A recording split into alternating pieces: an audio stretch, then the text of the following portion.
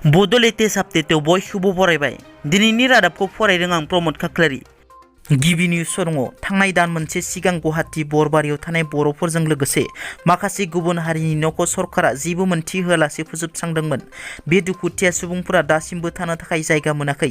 सरकारा सावरायनायनि गेजेरजों थानो थाखाय न' लुना होगोन होनना खोथा होदोंमोन, नाथाय दिनैसिम मावफुङाखै। बे न' सिफायजानाय समाव सासे इला बर' मुंनि आइजोआ गोबां मिडिया निउज पर्टेलनि गेजेरजों गावनि मोन्थायनि थाखाय हस्रि खावनाय नुनो मोन्दोंमोन।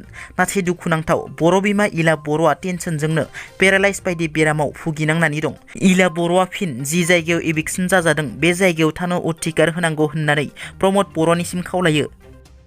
हाग्रानि बिस गोनां मैखुन जानानै फिन सासे बर' सुबुङा जब्रा जानांदों। बिश्वनाथ जिल्लायाव थांनाय मोनानि समाव निरद बसुमतारिया हाग्रानि बिस गोनां मैखुन जाफ्लांनानै हरखाबै हुस गैयै जालाङो। बिनि उनाव निरद बसुमतारिखौ इटानगरनि आर.के. मिशन हस्पिटालाव लांनाय जादोंमोनब्लाबो गोजौ फाहामथायनि थाखाय आर.के. मिशन हस्पिटालनिफ्राय गुवाहाटीनि जी.एन.आर.सी. आव थिसननाय जायो।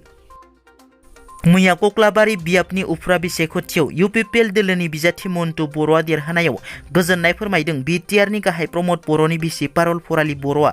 लोगोसे बि.पि.एफ.नि जेननायनि सायाव खौरांगिरिनि सोंथियाव बिथाङा बुङोदि बिखौ हाग्रामानो सोंथांनानै, मानोना बिथाङा महापन्डित गासिबो खोथाखौनो बुंबाय थायो। जों मिथिया बिथांमोना बहा मा मावनानै दं होनना। बारग' एन.डि.पि.नि गेजेराव फारागथि ओंखारदों नामा? सनितपुर जिल्ला बारग' एन.डि.पि.नि खौरांगिरि मेल। बारग' एन.डि.पि. क'अर्डिनेशन कमिटि दानायनि उनावबो माखासे एन.डि.पि. केडार्सफोरनि रिहेबिलिटेसन मोननांगौ आरो भेरिफिकेसन जानायफोरा फारागथि देखायबाय थादों होनना। थिरेन ग्रुपनि भेरिफिकेसन जाबाय थादों, एस ग्रुपनिया जाबाय थादों, बहाबा पि ग्रुपनिया जाबाय थादों, नाथाय गोबां रन्जन दैमारि ग्रुपनिखौ भेरिफिकेसन जानायखौ नुनो मोनाखै होनना। एक्स-एनडिएफबि क'अर्डिनेशन कमिटिनि आफादगिरि थिरेन बर' बिथाङा गावनि मोनसे ग्रुपखौल' मावदों नामा? जोंनि गोसोआव सोंलु फैदों होनना। बिथाङा गावनि पार्सनेलि बेक्तिगत हिसाबै मोनसे ग्रुपखौल' मावाखैब्ला मानो बावैसो सान सिगां थिरेन बर' ग्रुपनिया साजि भेरिफिकेसन फैदों? बे माबोरै फैनो मोनखो होनना। क'अर्डिनेशन कमिटि दङब्लाबो माखासे हाबाफारिया भेक्सिन हिसाबै सोलिबाय थानायखौ नुनो मोन्दों। फैगौ जुलाइ दाननि 11 अक्ट'सिम जुदि आर ग्रुपनि माखासे एनडिपि केडार्सफोरा जुदि भेरिफिकेसन जायाब्ला क'अर्डिनेशन कमिटिनि आफादगिरि थिरेन बर'नि लांगोनायाव आरो नेहाथारि अनजालु बिथांनि लांगोनायावबो खुद्रिनाय जागोन होनना रोखा फोरमायथियो सनितपुर जिल्ला बारग' एनडिपिआ। कक्लाबारि उफ्रा बिसायख'थियाव इउ.पि.पि.एल.नि बिजाथि मन्टु बर'आ देरहानायनि उनाव बि.पि.एफ. दोलोनि सायाव बि.टि.आर.नि लेङाइ गाहाय गबिन्द बसुमतारिनि बेरफुसार बिबुंथि। हाग्रामा महिलारि बिथाङा नंखाय बाथ्रा बुंनानै रायजो राजाफोरखौ भट आदाय खालामनो नागिरदोंमोन। नाथाय बिथांनि 17 बोसोर अनागारि सासनखौ रायजोफोरा मोजाङै मिथिदों आरो मिथिनानै बिथाङा नंखाय बाथ्रा बुंनानै भट आदाय खालामनो नागिरदोंमोनब्लाबो रायजो राजाफोरा गनायाखैसै। कक्लाबारि बियाबाव मन्टु बर'आ देरहानाया हाग्रामा महिलारि बिथांखौ बर' राजखान्थिनिफ्राय अराय समनि थाखाय बिदाय होनाय दिन्थि नुदों होनना। बड' वमेन जास्टिस फरामनि आफादगिरि रैमालि मोसाहारिनि बिबुंथि।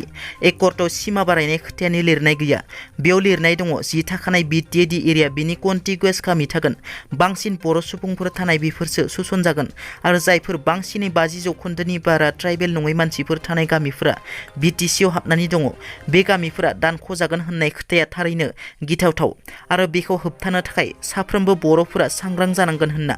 गोजोन गोरोबथाया जायफोरा हाथियार लानानै दावहा नाङो, जायफोरा सरकारनि बेरेखा एग्रेसिभ खामानि मावो, बिथांमोनजोंसो सरकारा सावरायनानै गोजोन गोरोबथा जायो। जायफोरजों गोजोन गोरोबथा जादों एन.डि.पि. जाय हाथियार हमनानै संग्राम खालामदोंमोन, बिथांमोननि जेंनायानो मोनसेबो समाधान जायाखैसै। एन.डि.पि.नि गायसनगिरि आफादगिरि रन्जन दैमारिजों लोगोसे जोबनानै दोनजानाय बारग' एन.डि.पि. बिथांमोना बे एकर्डनि गेजेरजों उदां जाजोबनांगौमोन होनना। दिनैनि रादाबा एसेनोसै। नोंथांमोना जुदि आंनि चेनेलखौ दासिमबो साबस्क्राइब खालामाखै, अन्नानै साबस्क्राइब खालाम। गोजोन्थों।